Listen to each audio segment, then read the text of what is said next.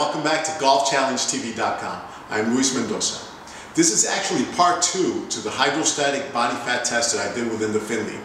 After the test, I sat down with Linda and we went through the report in more detail so she could explain to us all the measurements and exactly what they mean and how they can help us understand our body a little bit better. So if you have any questions, shoot them to me here in this blog, leave me some comments. You can also call Linda at the information below, and I will also be posting some of these charts on this report so you have a good reference of what these numbers mean. Okay? So until next time, I'm Luis Mendoza, GolfChallengeTV.com. See you soon. Okay, we're here with Linda again, and we just finished doing the testing. And I just kind of want to go over through the report, and right. You can explain to me a little bit of what this is. Okay, so yeah, let's go ahead. Okay, so each person gets a 4-page analysis report, and basically it's on personal information, but in particular we keep a history. So every time somebody does a test, you'll see all your past results. Right. So the date, your total weight, your lean mass, fat mass, and body fat percentage, okay? Gotcha. Lean mass is basically all your metabolic tissue. So it includes not only your muscle, but your bones and organs, okay? Right. And that's why we have to let all the air out. That's right. So we can That's get right. That well, reading. Air equals fat, okay? So the more air you get out, the better. And it's my job as a technician to get you to go to the end of your breath, okay? Gotcha. Now, the second page is a chart. The women have a separate chart, the men have their own chart, okay. And along the top you'll see age groups, and essentially on the columns you'll see not very good to essential, which essential means you need that amount of fat, okay? Just to be alive. That's right. Right, to function properly. That's right. That's right. Now, you happen to fall in a very healthy range. Mm-hmm. You're at what are you? 10.6%, which is in top shape for a man who's between 30 and 39. Excellent, excellent. Now, page 3 is essentially another little chart where we did the math for you, okay, in case you wanted to fine-tune and drop a little bit of fat. Most of America needs to lose fat, but not really their muscle. Okay? Right. So you can literally lose fat, but not lose so much weight. That's right. The idea is that we don't lose just technical weight. We lose weight specific, which would be fat. Got it. We need all of our muscle. We need our muscle to not only function, but we need to feed ourselves enough food to fuel that muscle function. Okay. So, but if you wanted to say drop into the single digits, like 7 or 8%. Doing the math here, you'd have to drop between 4.5% and 6%, or 6 pounds. Sorry, 6 pounds, right. 4 to 6 pounds of fat to drop down to 7 or 8%. Now, let me ask you a question directly to this. My goal really is I haven't weighed 156 pounds since my high school days, and the highest I've ever weighed was 175. Okay. But I was weightlifting excessively, and I was every day in the gym. Right. So it was a lot of muscle that was there. But I would like to get up to, gain another maybe 10 pounds where I feel just healthier. Yeah. Right now I'm very, very thin. I'm very skinny, for me, that I feel. So I can still gain those 10 pounds getting back in the gym and maintain that 10% body fat. So you're going to gain muscle and fat. Oh, okay. Okay. If you gained only muscle, which is hard to do in a good way. Okay. If you gain only muscle, it's tough to gain 10 pounds of straight muscle. You're gonna gain some fat with that because you have to eat more calories, right? Definitely, yeah. Okay, so it's calories in, calories out, but to gain muscle, you have to eat more. So I expect in the retest, once I accomplish this, my body percent fat would go up. Well, it could stay the same, but you would gain, respectively, a certain amount of muscle, a certain amount of fat to stay at that percentage. Right. Gotcha. Okay. Right. Got it. So if you gain a little bit of fat with that and gain like 8 pounds, like say over time you gain 10 total pounds, but 8 of it is muscle and 2 pounds is fat.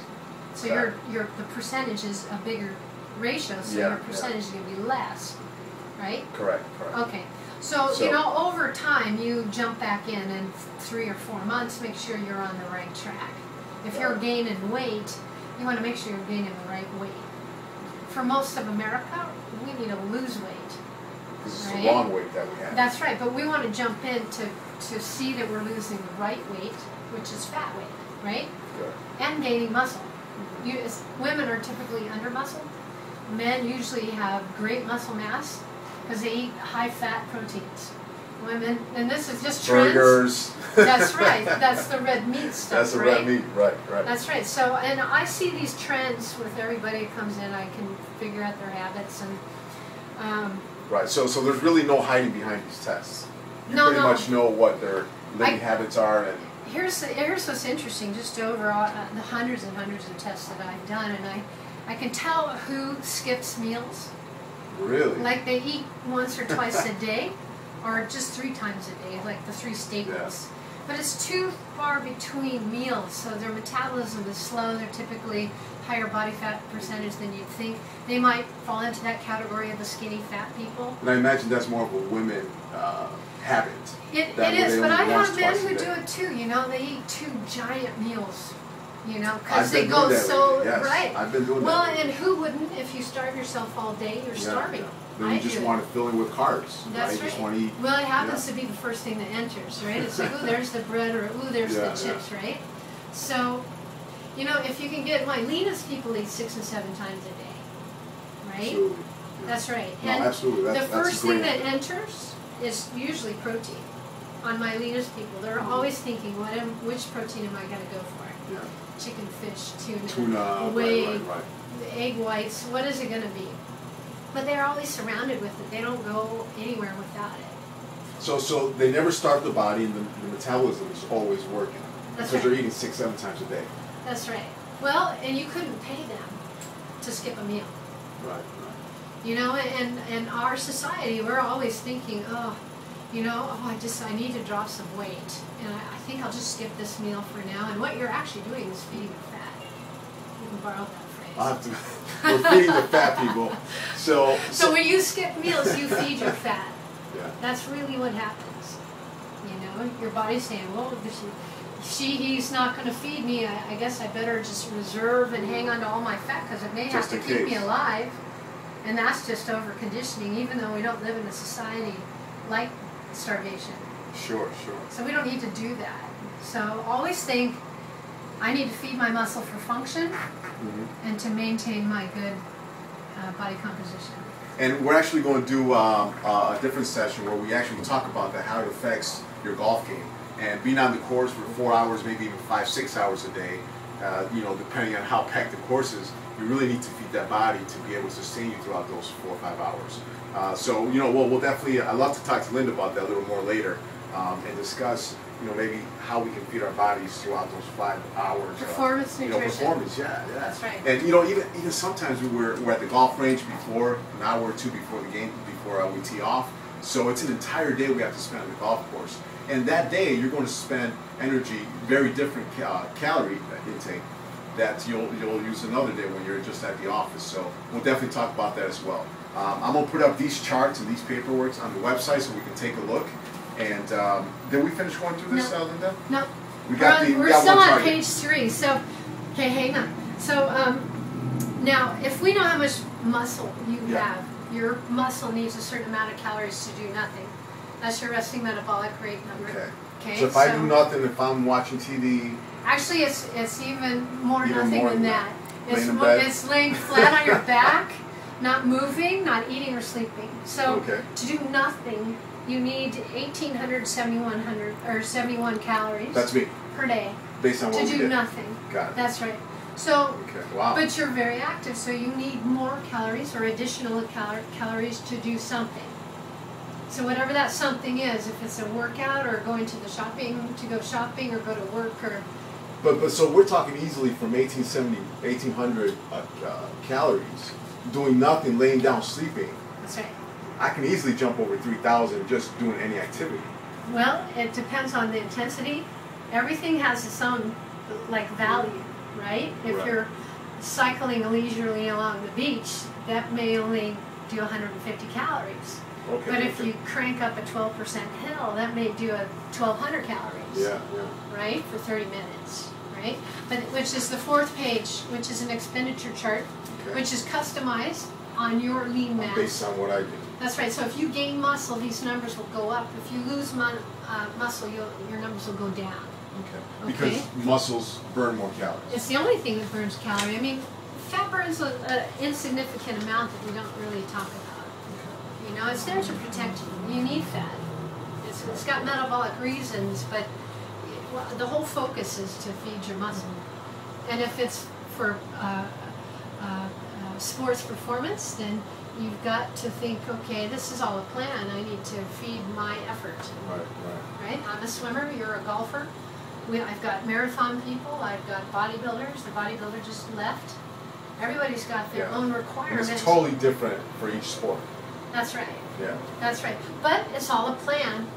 You know, so if you got competition at 8 o'clock, then you better be done eating at 6, because you need to digest. You need to spread the food out and make sure it's all broken down, right? So the typical golfer, after the 9 holes, you know, they take 15 minutes and we go get a burger, we go get a fries, hot dogs. So that's definitely a no-no. Yeah. Super high. Well, because we still have another 9 holes. You could utilize that if you have time to digest it. And now fat and protein take time to digest, right? Like 2 hours. You need 2 hours, which is why carbs are a great, quick energy source. Fat is an amazing source of energy if you give yourself time to digest it. If you go in there with a big burger in your stomach and try and perform, it's like, good luck, all your blood is trying to break that down. And in other words, we're doing it absolutely the wrong way. The majority of golfers out there, in between I mean, who 9 hasn't holes, had indigestion when you're playing? Because you know you got back into it before you were done digesting. That's right. You feel it, you taste it. And you know, and I think the misconception of the general population out there that plays golf is that it's not a high activity impact sport. You know, so the rules don't apply. And that's what I feel. You know, it's not. You're not a football player. You're not. You know, baseball player, sprinter, et cetera, et cetera. So, but that's a misconception, I believe, and that's kind of what I want to start totally studying. Well, think about golf. I mean, what is it? It's like this. It's that starting strength that you have to have. It's the first part of your the Krebs cycle. You know, you've got the starting strength. It's about 30 seconds worth of effort. So you've got that power punch hit, just like a hammer thrower in track and field. That's right. And you've got accuracy and concentration requirements that tap into balance, coordination. You've got that whole. And all that matters in our food intake. That's right. And well, it could, for sure. Yeah. I mean, we've seen people eat total junk and still are amazing athletes just by nature. So definitely no drinking on the golf course. No. We see that a lot as well. But no, to Linda's point, when you look at any professional tournament on TV, you never see them in between the 9 holes eat, you know, a huge meal. They go from the 9th hole to the 10th hole, and in between the 18 holes, they're eating snacks. You know, they're doing their Gatorade or any power drink, but they're also eating a granola bar. They're eating some nuts, some natural fruits. So to Linda's point, absolutely right. We have to change our habits if you want your game to improve. So okay, Linda, I think we're good. I understood, you know, what the charts are about, and again, I'm gonna post them on the website. And what do you think would be a good time for me to come back and do the retesting? Well, if you want to check that you're headed in the right direction, either gaining or losing muscle, gaining or losing fat, then you want to jump in maybe 3 or 4 months from now and just make sure you're headed in the right direction. And I think those 3 to 4 months, let's talk about January, first of the year. Yeah. Right? I think it would be enough time for me to at least gain a good 10 pounds of good weight, you know, at least get back in the gym. Yeah. Definitely enough time for me to do that. And all right, well, we'll definitely see you here back then. Okay. All right. Sounds good. So back in January, we'll be back right in here in this pool and see how we're doing. Linda, thank you so much. Appreciate it. Thank you.